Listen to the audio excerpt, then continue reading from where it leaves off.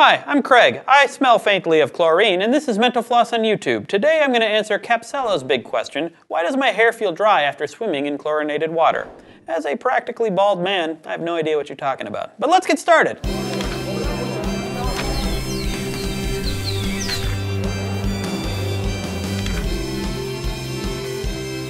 So human skin contains something called sebaceous glands, which are found all over the skin, but also on every hair follicle. And some follicles have more than one gland. These glands secrete an oily substance known as sebum, and the purpose of that substance is to make our skin and hair resilient to water. It also keeps our hair moist and can distribute antioxidants. It's also fun to say sebum. Sebum is mostly triglycerides, but it also contains some wax esters, squalene, and fatty acids. Squalene is also fun to say. Boy.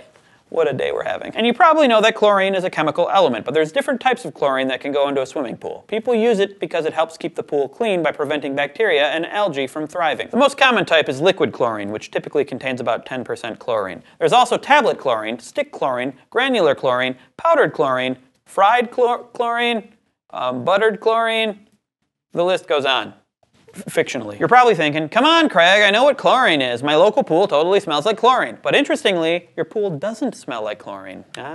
It smells like chloramine, which forms when chlorine reacts with organic substances like the sweat oils and urine of swimmers. Gross. But true. And actually, the pool smell is typically an indication that the pool could use more chlorine. Anyway, when chlorine comes into contact with the hair and skin, they chemically bond. In other words, what happens when you go swimming in chlorinated water is that the chlorine bonds your hair, and it breaks down that sebum. As you can imagine, since sebum keeps hair moisturized, it dries it out. It even cracks the cuticle over time.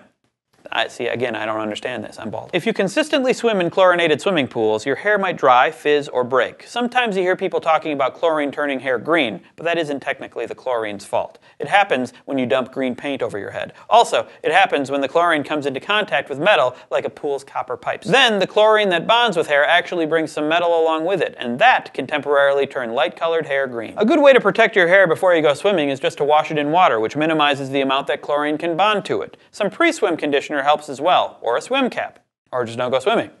Take a nap. You deserve it. Thanks for watching Mental Floss on YouTube, which is made with the help of all of these nice cuticles. Actually, that one's a follicle. If you have a big question of your own that you'd like answered, leave it below in the comments. See you next week.